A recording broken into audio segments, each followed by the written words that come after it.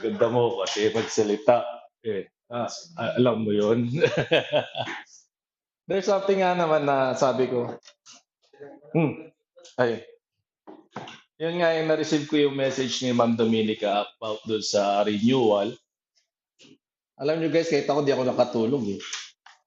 Bakit? Daming may message sa akin, bro, 1 year na lang tayo. Bro, 1 year na lang tayo. At naisip ko yung nasa Malta ako. Yung kasama ko yung mga friends ko doon. Tsaka mga pinsan ko. Ganito talaga sa amin, 1 year renewal. Pero unlimited. Hanggang gusto ko na kumpanya. 1 year renewal, plus unlimited.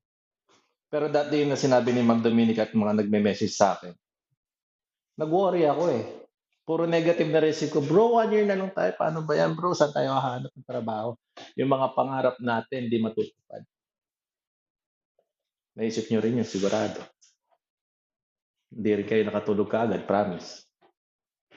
Pero one thing I've learned, God has a better plan for us. Hindi niya tayo pababayaan. Amen. Tandaan nyo mga kapatid, kung ano nagawa ng Panginoon, paano tayo napunta dito. Tandaan nyo mga kapatid, God has a miracle. Yung dating papel lang na resume na ginawa natin, nakapunta tayo dito. Ano pa kaya niyang gawin sa Prime Minister natin? To be honest, sabi ko nga, Lord, salamat ako. Binigyan niyo kami ng enlightenment. Bakit? Isang taon na yun iniisip namin, alam ko sa isang taon may maganda kang gagawin para sa atin. So sa 2 taon, nakapag-build kami ng fellowship ng mga kapagkakapatid. To the lives of na mga prayers natin, God changes everything. Ngayon pa kaya? Try to think of it. Ngayon pa kaya nandito tayo? God is all powerful. Amen po ba? Ito nga sabi ko, tayo mga na-OFW ang pinakamatalinong tao. Niniwala po ba kayo doon? Kasi, nag-medical exam tayo, napasa natin ang psychological exam. Tama? Samantalang yung ibang may estudyante, 4 years nila tinitake tayo, tinake natin 1 year lang. Napakaseryoso nyo naman, no? Tama, ulitin ko. Yung psychological exam, tinake natin isang araw lang. Habang yung mga ibang estudyante, tinitake nila 4 years lang. Tama po ba? I just want to wake you up, guys, you know.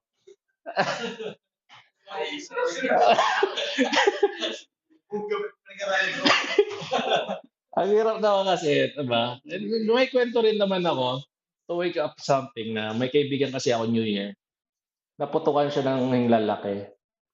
Putukan siya ng plapla sa yung lalaki. Simula nun, hindi na siya naging okay. Hindi na siya naging okay. Okay, let's get serious, guys. Gusto ko lang mag-break yung sa yung ano natin. Joke talaga. Mahirap pag speaker ka, tapos you'll take joke. Yung ako, hindi ako part komedyante eh. I'm trying to be para ma-break lang naman yung ice.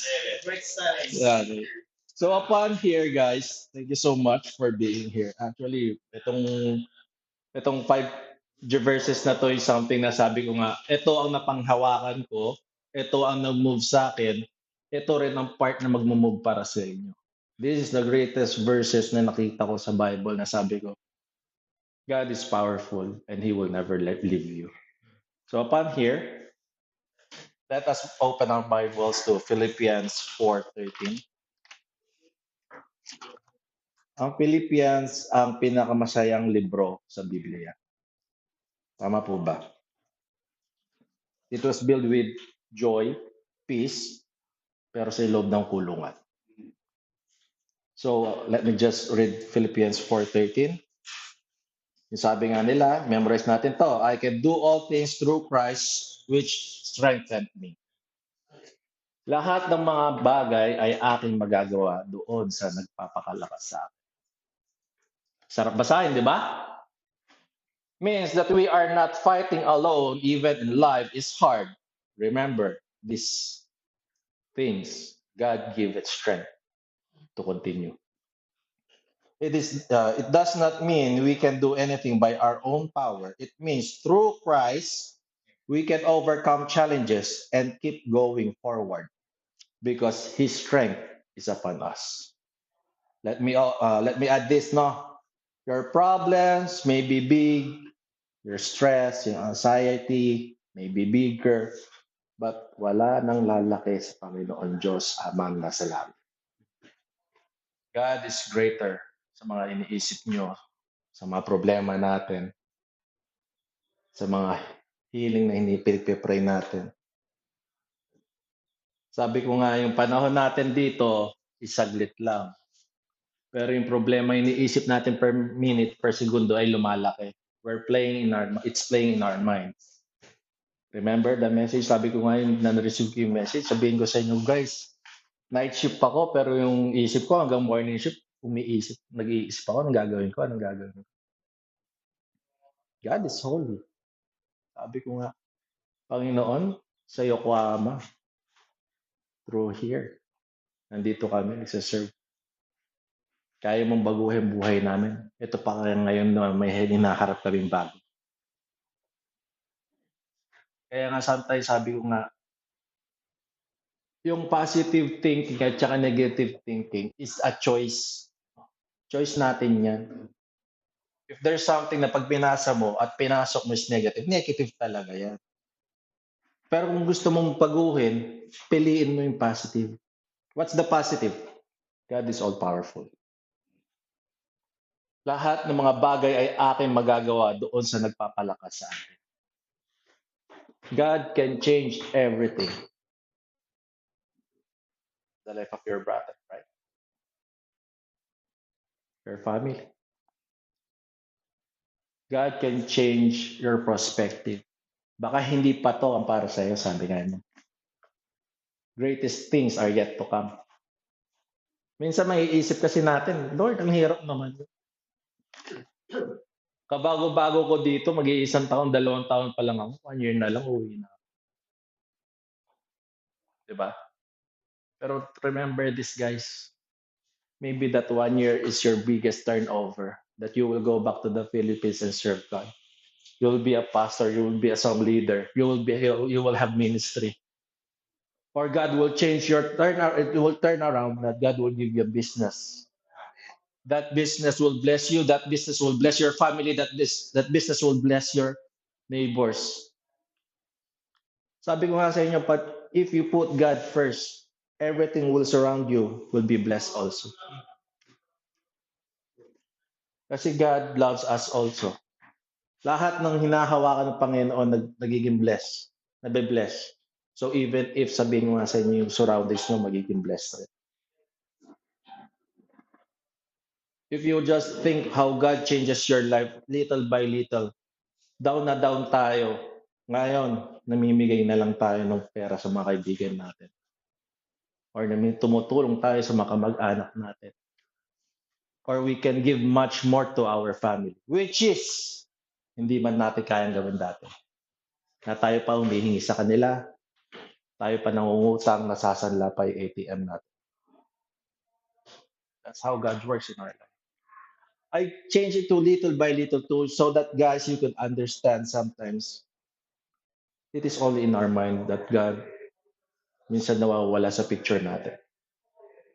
Nauunahan tayo ng negativity. But God is all powerful. Okay? So let me just read the other verse. So upon here, the Isaiah or Isaiah 41:10. Ito, mahaba-haba to. 41 verse 10. Fear thou not, for I am with thee. Be not dismayed, for I am thy God. I will strengthen thee. Yea, I will help thee. Yea, I will uphold thee with the right hand of my righteousness. This verse is God telling us not to be afraid because He is always with us, even we feel weak, alone, surrounded by problems. God promises all these 3 things: strengthen us, help us, hold us. The world may shake us, but God will never let us fail. Huwag kang matakot. Number 1, sapagkat ako'y sumasa iyo. Biruin mo, dito pa lang, ito 365 times na dito sa Bible. 365, tama. Thou shalt not fear. 365. Nasa Bible yon. We have also 365 days sa isang taon. Sikit din. 365 thou shalt not fear. 365 days rin mayroon tayo sa isang taon. So it means doon pala sa 365 days, nandito tayo, hindi tayo pinabayaan ng Panginoon. God is great. Diba? Fear thou not, for I am with thee. Be not dismayed. Sapagkat ako'y sumasa inyo, huwag kang manglumpaypay, sapagkat ako'y iyong Diyos, aking palalakasin ka, oo, tutulungan ka, aking alalayan ka, kanyang kamay at aking katuwar. Nabasa niyo ba ito? Nabasa niyo ito? May kailangan pa ba ako explain dito sa Bible verse na ito, mga kapatid? Kung gaano kabayad ng Panginoon sa atin. Lahat ng pangangailangan mo, nilagay niya sa isang verse. Isaiah 41:10. Kaya kung may dadaloy sa'yo, may bibisita yung problema, basahin mo kagad to. 41:10. Isaiah 41:10. Mapa-English, mapakatagalog, sasabihin mo, itong verse na to, it's so powerful, sabihin mo sa yung problema mo, makakalimutan mo. You will trust God the most. The moment you will have the problem, dumating sa'yo, click. Isaiah 41:10. It will change your perspective. It will change your day. Because sabi ko nga sa inyo, sobrang powerful ng Bible. Na even kung anong pinaka-problema mo sa araw-araw, kaya niyang baguhin. Ngayon palang basahin mo ito, nabago niya kagad yung perspective mo sa Panginoon. Pwede ko na tapusan ng ating service. Ibibigay ko lang ito sa inyo. Sasaminin ko sa buong linggo, wala kayong takot na harapin yung mga problema niyo. Hindi kayo matatakot, pero mapapaluhod kayo sa pagmamahal ng Panginoon. Sabi ko nga, itong 5 verse na pinili ko, it's been my own verse to all the problems I've been encountering into my life. Ngayon, it's my time to share it to you. Bakit? There are sometimes nanghihina ka. Pitasin mo. Lagay mo sa puso mo. I promise you will walk proudly that you have God in your heart. We have the Father that is powerful, that hindi tayo niiwan. O there's sometimes na manghihina ka, pero sasabihin ko, pitas ka isa. Pitas ka lang ng isa. Sasabihin ko sa iyo, kapatid, kahit anong gaano grabe ang problema, babanggain mo. Pero alam mo, dahil alam mo ang Panginoon kasama. Sabi ng Biblia, ang Biblia ay salita ng Panginoon. He will never fail you. Mark that into your heart. He will never fail you as you trust the Lord our Savior. Okay? Minsan kasi nanghihina tayo, bakit ka? Mismo sarili natin. Yung puso natin marumi. Yung minsan yung sarili natin, nakikitaan tayo ng weakness. Yun ang gustong-gusto ni Satan. Nakatakihin ka niya doon sa kahinaan mo. Pero once you have the Lord, pitas ka ng mga Bible verses. Siguraduhin ko sa iyo, kapatid, 100% mawawala yung mga problema at iniisip mo, anxiety mo. Makakatulog ka na masarap. Lord, wala na akong pera. But I know you will provide. God will provide. How? Sa 2 dilata at 5 tinapay nga eh. Tama ba? 2 dilata, 5 baliktad. 5 tinapay, di ba? 5 sliced bread. Hindi, modern na tayo. Dilata. Modern na tayo. 2 dilata, 5 islat. Di ba? Oo. Pero yun yun. Napakain yung 2,000 mahigit ang mga tao. Sumobra pa. So paano pa kaya pag pinag-pray mo sa kanya yung problema mo? Niluhod mo sa kanya yung sakit mo. Nilapit mo sa kanya kung ano kailangan mo. Panginoon, give me this. 2 ligo, 5 slice. Uuwi ka, ilang dosing naka LBC box. Think about it. Uulitin ko, binigay mo yung problema mo. Uuwi ka sa Pilipinas, dosing LBC box. Yan ang sobra ng mga 2 isda at 5 slice bread. Try to think of it, what God can change to the Bible story of that. What God can do to your life. Yung oras niyong binibigay sa fellowship, na pinapriority niyo yung Panginoon to serve God, our Savior. What God can do for you for tomorrow. Sabi ko nga, minsan mapapasabi mo, papapaload ka na lang sa blessing. Unexpected. Dati di ko nga alam, may perfect attendance. Napapawaw na lang ako, naka 100K ako. Magmamayabang pa ako nun. Mapapasana all ka na talaga.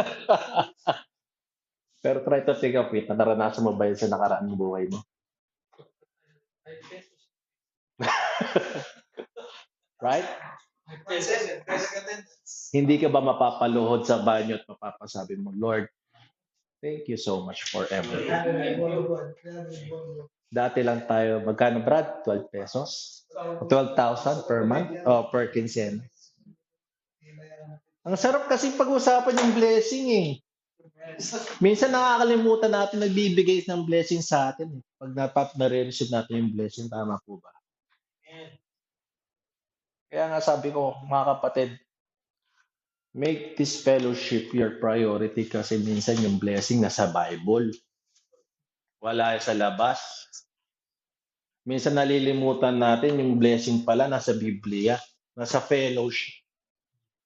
Because this fellowship is a reminder how powerful God is. How God will renew your 1 week of safetyness, love, grace, and abundance.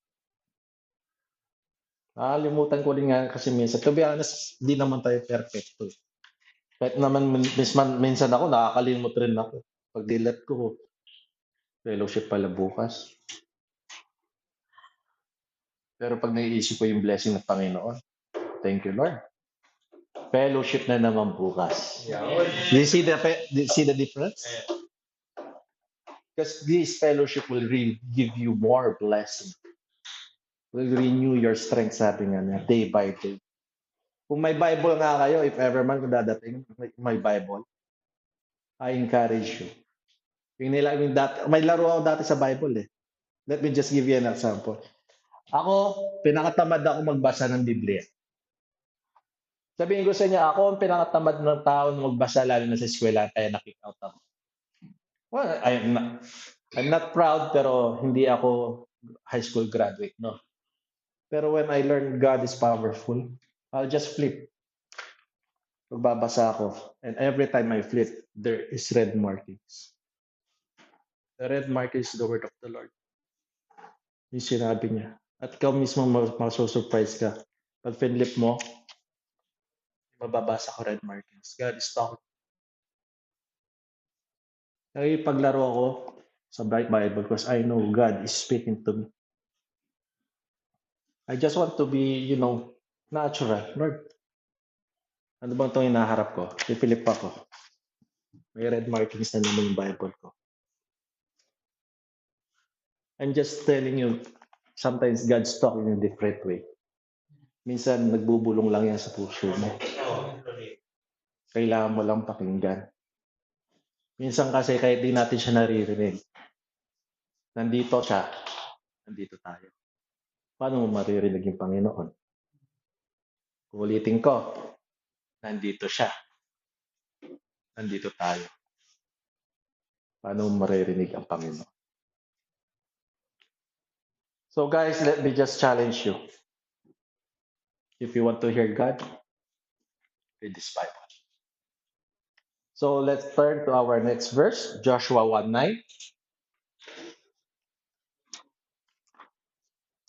Para na naman pinapagalitan ko, hindi ko naman kayo pinapagalitan. Babasa lang naman tayo ng Bible eh. Di mo na ako nung aaway. Sabi niya sa Joshua 1:9, have not I commanded thee? Di ba? Hindi ko ba kayo tama ba? Hindi ba kita inutusan? Be strong and of a good courage. Be not afraid. Ayan na naman. Neither be thou dismayed, for the Lord thy God is with thee wherever thou goest. For the Lord thy God is with thee wherever thou goest. Pero sinabi niya ulit yan, be not afraid. Huwag kang matakot. Pitas na naman kayo ng Bible verse yan. Ulitin ko, huwag kang matakot. Kahit saan ka magpunta, kasama mo ang Panginoon. Kahit nasa pinakailaliman ka na ng kadiliman. Ang problema, kabagsakan, ng stress, problema sa pamilya, mga kapatid, Panginoong Diyos ay sumasama sa iyo saan ka man pumaroon. Isn't it that great? Kahit sa kadiliman ka ng problema, hindi ka iiwan. Ilubog ka man ng mga tao sa loob ng lupa ng kadiliman. Balang araw sasabihin ko sa inyo, I will just repeat this over and over again. Hindi porget na sa kadiliman ka, wala nang liwanag. Huwag mong kakalimutan, minsan binaon ka nila. Hindi para kalimutan ka, minsan binaon ka ng Panginoon para maging puno at mamunga. That someday, you could tell your Christian brother, you could tell your church, Lord, the Lord God Father gave me this blessing, changes me. I have this story to tell, how God changes my life. Hindi porget nilagay sa kadiliman, hindi na makakakita ng liwanag. Hindi porget madilim ako, pupunta ako sa dilim, hindi nyo na makikita. Kailangan ko lang mag-step sa liwanag para makita nyo ako. You see the difference? Kahit maitim ako, nasa madilim ako, hindi nyo makikita. Tama? Pero pag nag-walk ako with the Panginoon, sinunod ko yung liwanag, makikita at makikita nyo. Just like you guys, once you follow the Lord, our Lord and Savior, makikita ng mga family nyo, mga unsaved loved ones nyo, how God changes your life. Ikaw yung mismo, sila mismo makaka-witness how powerful God is. Na sila mismo magtatanong, saan ba simbahan mo? Sino pastor mo? Sama mo naman ako sa simbahan. No? Because they see the light. They see God sa buhay mo. Marami tayong mga unsaved loved ones na gusto natin isama sa church. Follow God. Have no fear. And I promise you, sila mismo sasama sa iyo.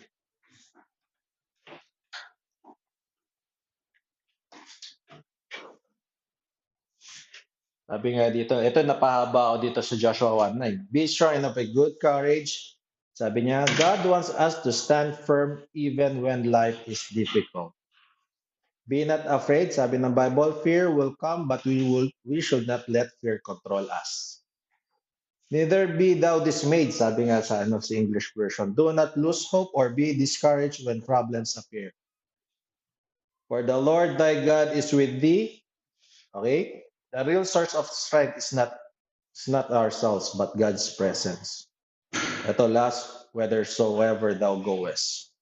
Where we go, work, family, struggle, sickness, trials, God is with thee. Sabi nga nila, courage is not the absence of fear. Courage is trusting God while afraid. Courage, ulitin ko to ha. Courage is not the absence of fear. Courage is trusting God while afraid. So let me just read the last verse. Tama ba kung last na ba to? Hindi, dalawa. Second to the last, Jeremiah 29:11. Jeremiah 29. 11. Yan na ba? Sabi niya, for I know the thoughts that I think toward you, saith the Lord, thoughts of peace and not of evil, to give you an expected end. Sapagkat nalalaman ko ang mga pag-iisip ng aking iniisip sa iyo, sabi ng Panginoon, mga pag-iisip tungkol sa kapayapaan at hindi tungkol sa kasamaan, upang bigyan kayo ng pag-asa sa inyong huling wakas. Lalim.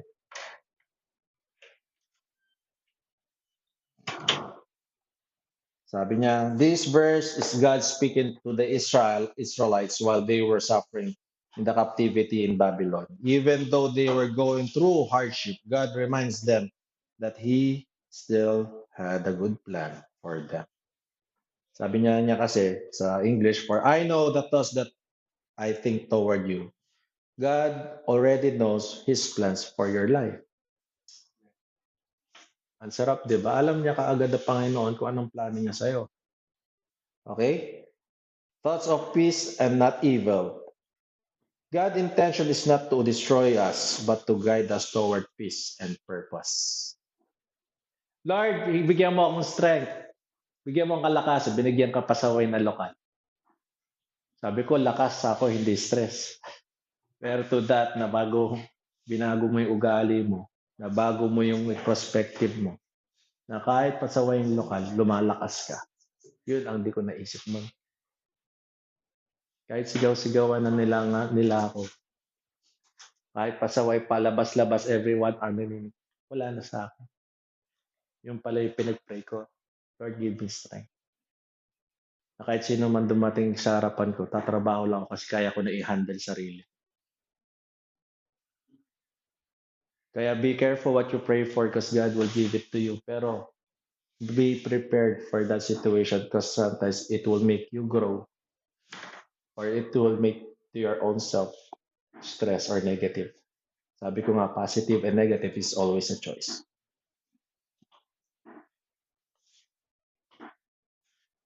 Even when you do understand your situation, God still understands your future. Sarap, no? Ulitin ko. Even when you do not understand your situation, God still understands your future. Hindi mo man maintindihan ngayon kung anong pinagdadaanan natin, lalo na yung si Ma'am Dominica talaga. I love you, Ma'am. Yung 1 year na yan. God still understand your future. Wag niyo na kayo po problemahin yung 1 year na yan.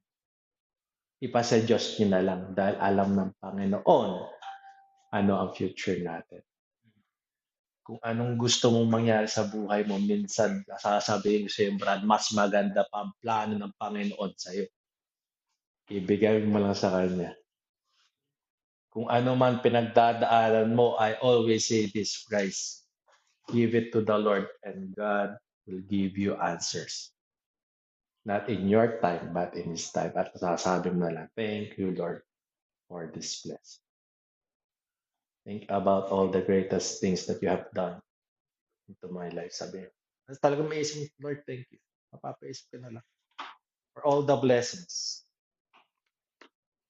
So let me just read our last verse, Psalms 46:1. Pipitas ulit tayo ng isang verse.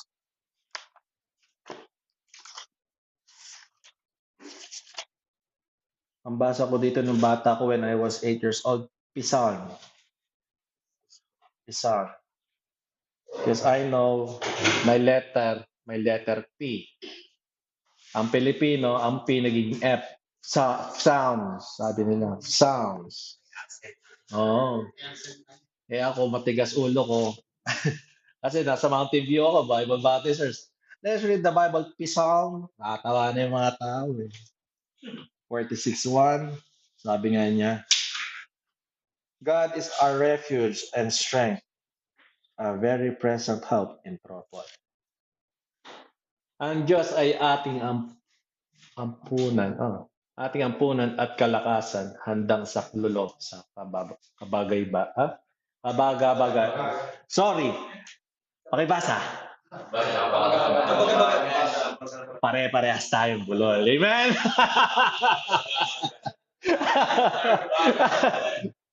Pinili ko tong verse to icebreaker rin to eh. O sige, pagandahan. O. Pagkabag yan, parang ganyan lang. Di ba? O. Kaya, pag ako daw nagpe-preach, puro kalokohan eh. Sabi ko, di naman puro kalokohan tinuturo ko eh. Pagkabag ka lang. Sa klolo sa napagkabag.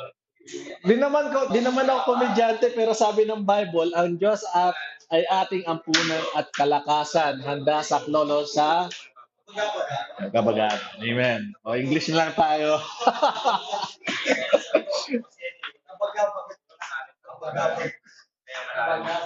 Malalim, di ba? Ito sa MBB mababaw. Ano sa'yo? MBB. MBB? Ano sabi? Kaguluhan. Kaguluhan. Yun. Magulo si Jeno. Joke lang. Sabi niya, ang Diyos ang ating lakas at kandangan at handang sasaklolo kung may kaguluhan.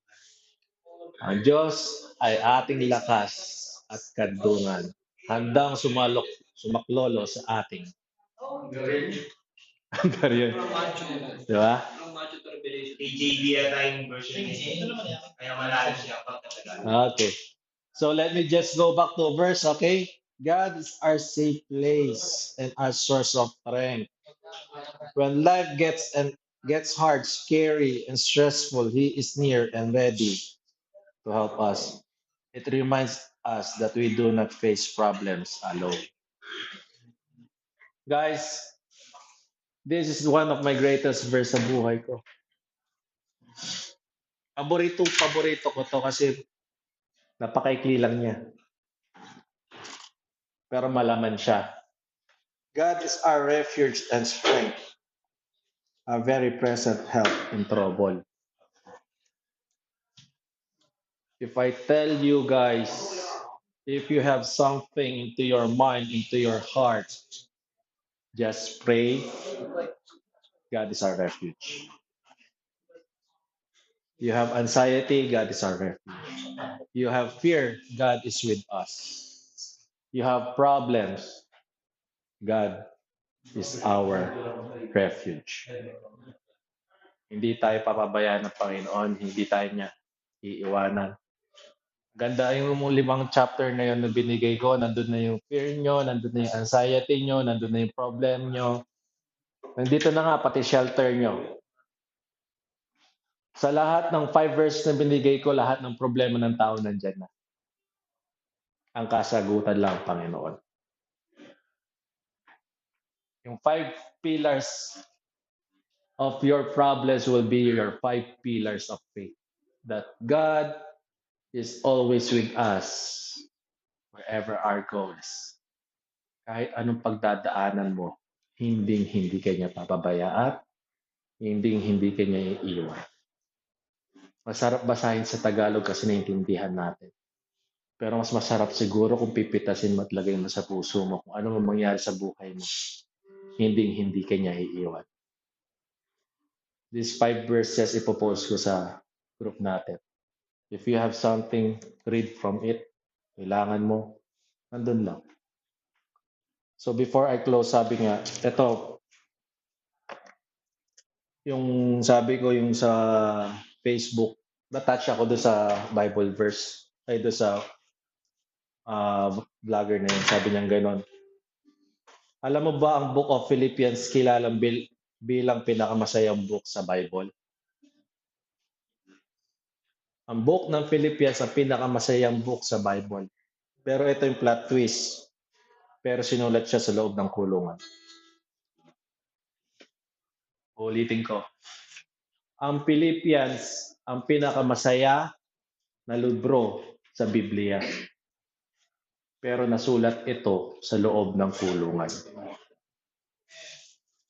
Si Apostle Paul ay hindi siya nasa beach. Wala siya sa success season. Wala rin siya sa mga answered prayer niya. He was in prison. Limited, uncertain, possible, facing death. Pero ano laman ng sulat niya? Ano laman ng Philippians?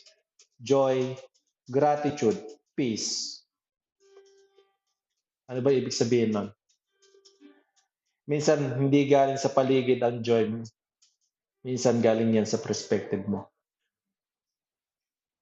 Uulitin ko. Minsan, hindi galing sa paligid ang joy or kasiyahan mo.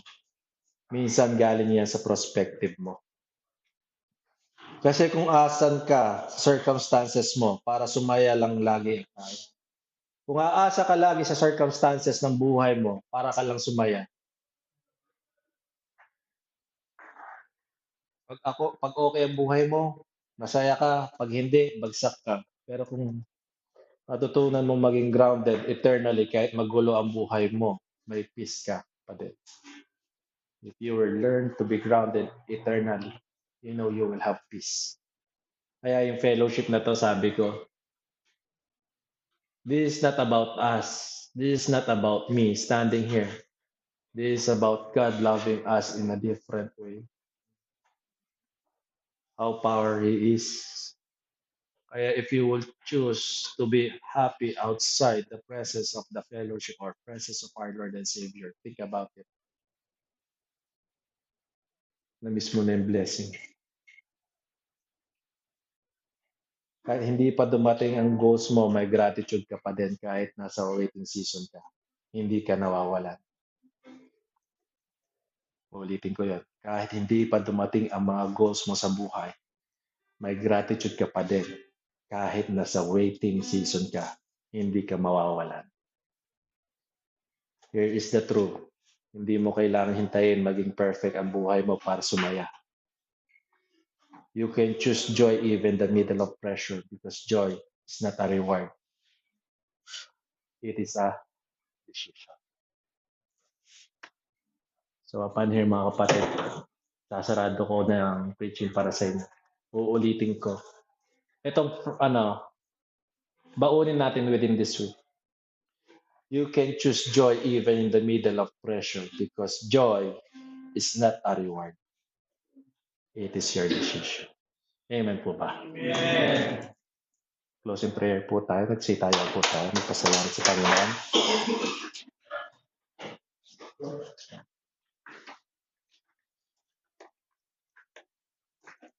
Dear Lord and Heavenly Father, Ama, thank you, Lord, for these 5 verses na aming nabasa, Panginoon. You showed us that to have no fear, trust you, be our refuge, wherever we are, Panginoon. At anuman ang mga problema namin sa buhay. God, thank you for everything. Nasabi ko nga, Panginoon, lahat ng paproblemahin namin, Panginoon, nandun na sila mga verse na yun at sinagot mo na, Panginoon. Na hindi na namin kailangan mag-worry, Ama. Hindi na namin kailangan magkaroon ng anxiety. Hindi na namin kailangan magkaroon ng stress. Because Thou art with us, Panginoon. You guide us, you protect us, Panginoon. Kung ano man pinagdadaanan namin sa bansang ito, Panginoon, we know you have greater plan for us. Hindi niyo kami iiwan, Panginoon. Thank you, Lord God, for reminding us again how great you are, how powerful you are, Panginoon. Thank you, Lord God, for reminding us for the 2,000 you fed for only two fish and 5 pieces of bread. I know, Father in heaven, you know our hearts, Father. Kung ano man pinagdadaanan namin, Panginoon, we give it to you. We love you as you first love us, Ama. You know, Father, in our future, yung aming future, Panginoon, hawak mo rin at maganda pa rin ang plano mo para sa amin. At hindi nyo kami papabayaan. This message that you give us, Panginoon, we give you our present and we know our future will be better with you. Because your plan is greater than our plan, Panginoon. As we pray, Ama, we are here Giving thanks for all the blessings na hindi pa naman namin nare-receive pero alam namin, Panginoon, darating at darating to para sa buhay. And someday, somehow, mapapaluhod na lang kami and we will say, thank you, Lord God, for the blessing.